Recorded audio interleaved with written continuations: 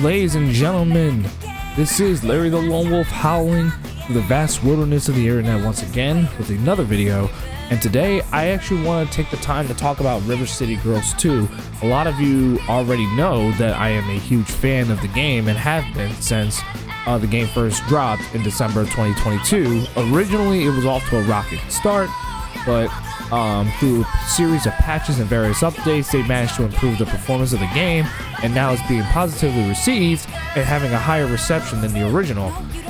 With that quick little backstory out of the way, I just want to announce that way forward, as of yesterday, and I know I might be a little bit late with this, but I remember catching it around the time when they first announced it.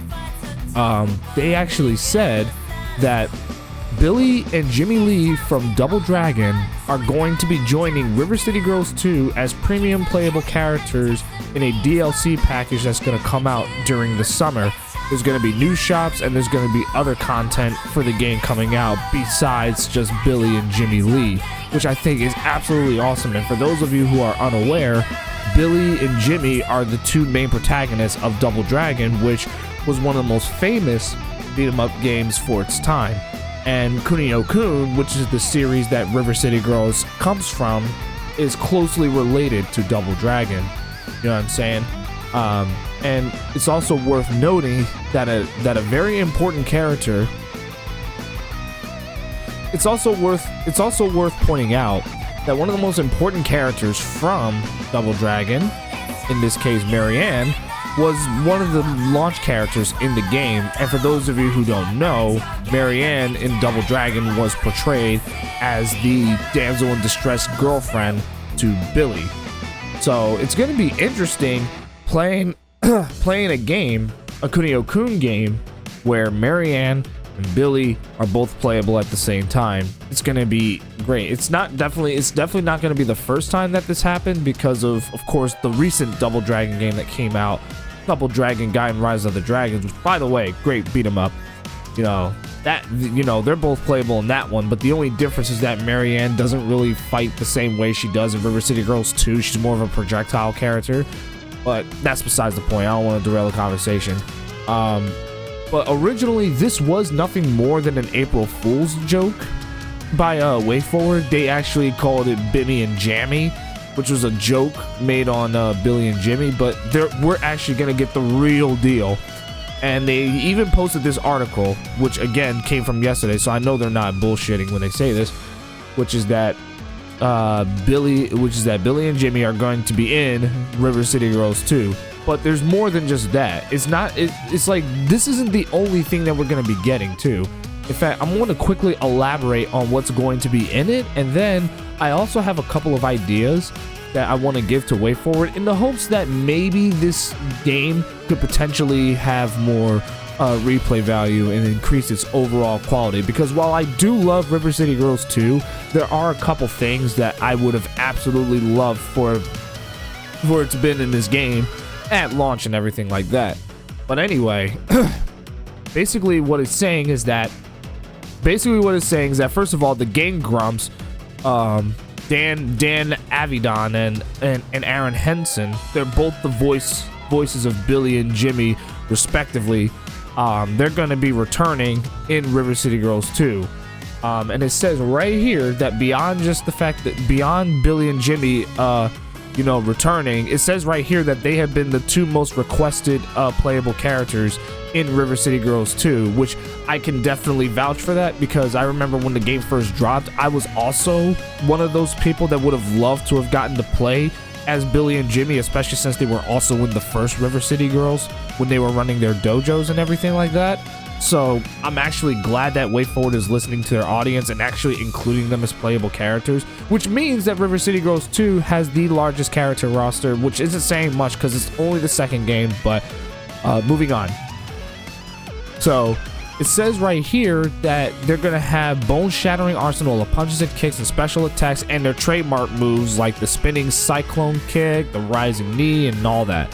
And it says that both characters are going to be integrated into River City Girls 2 story mode, which I'm assuming that they're probably going to be using the exact same dialogue as some of the other characters.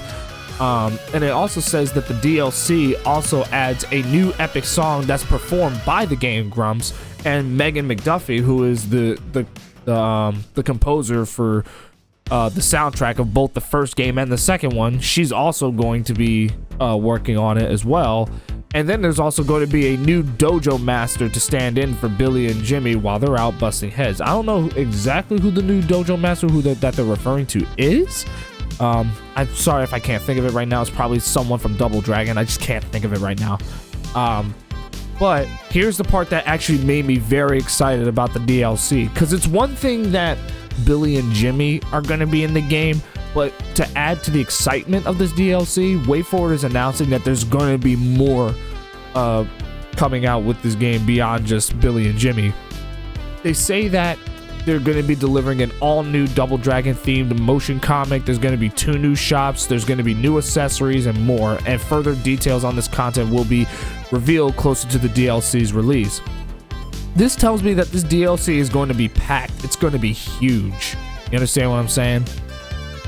These new inclusions are on top of River City Girls 2 already robust combat and deep feature set, including 6 existing characters and a vast world with 8 distinct regions, 4-player co-op online gameplay, numerous weapons, personality packed bosses, RPG-like character growth, recruits that assist you in battle, dozens of items and accessories to buy and equip, spectacular pixel art graphics, an anime style intro, and a critically acclaimed soundtrack, which, for the record, one of the best soundtracks ever. I actually bought it from Megan herself.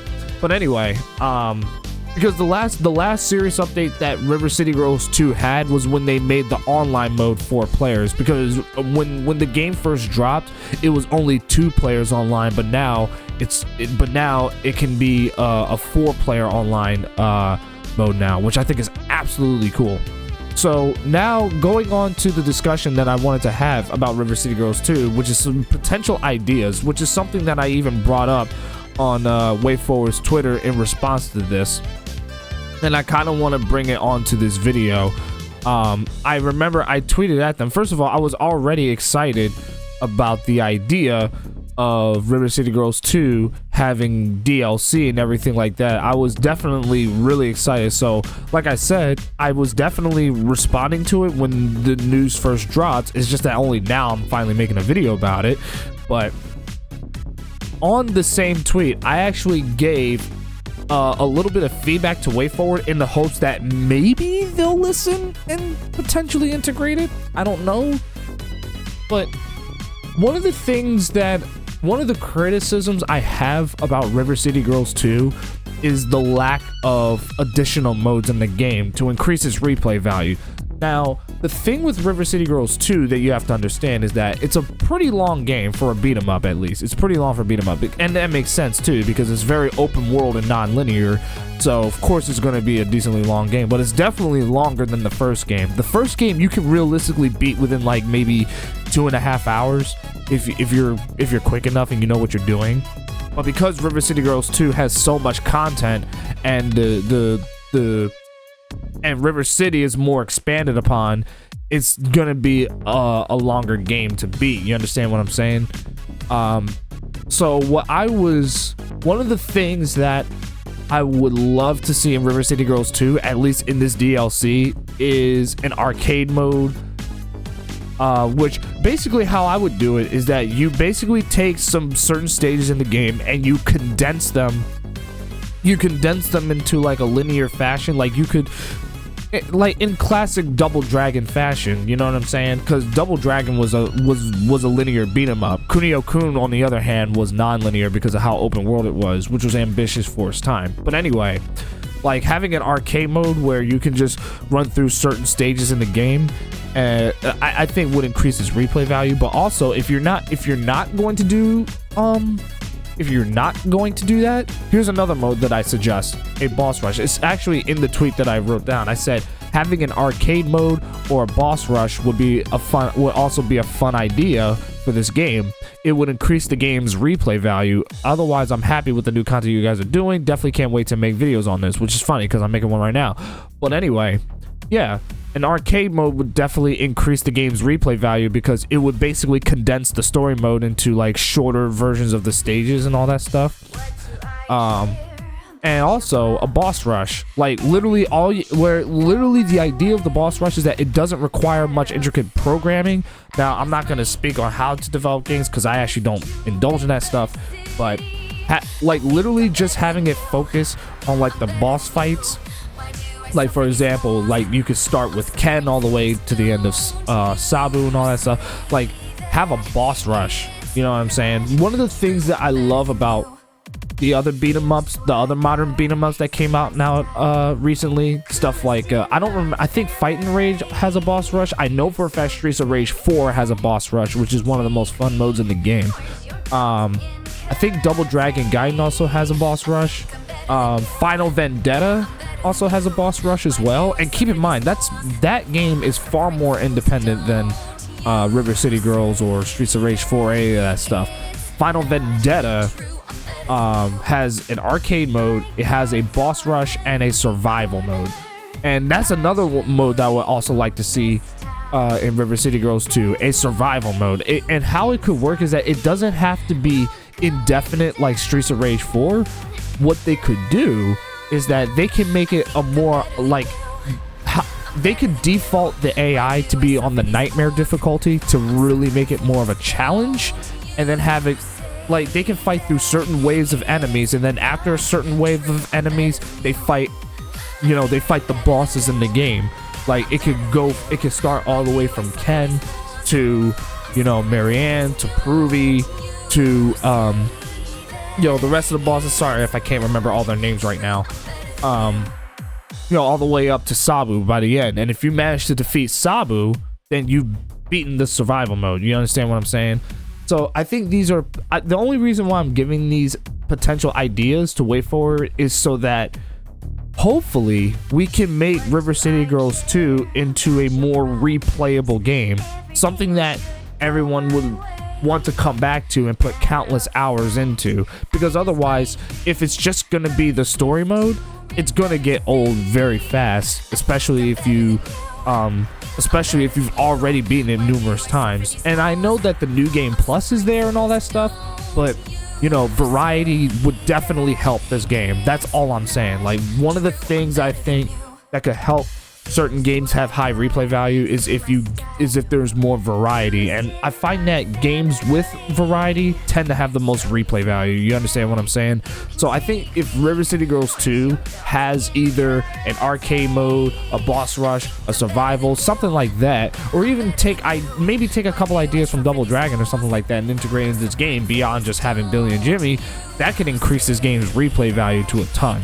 But that's just my feedback. Please, if you guys also have any feedback that you wish to give to WayForward, definitely let me know in the comments below, and definitely share this video to WayForward in the hopes that hopefully that if they're listening, hopefully they'll have a couple of ideas and inspiration on, you know, designing this DLC for when it does drop in the summer and everything like that.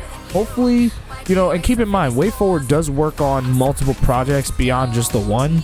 And you got to remember, they're definitely an independent company, so they don't work at a faster pace like, you know, AAA studios do. So, you know, obviously you want to be very patient with them, but try and share this video out to them if you can, in the hopes that maybe someone at WayForward is listening and will potentially add these ideas if they can. Otherwise, that's all I have to say. I am excited about the DLC for River City Girls 2, and I would love to make videos on the DLC content, because the last time I made a River City Girls 2 video, I broke down the boss fights and everything like that. So I would definitely love to give my thoughts on the DLC for when it drops. So I'll see you guys in the next video. Thanks for watching. Make sure you guys leave a like and hit that subscribe button if you want to see more videos from me. Okay? Take care.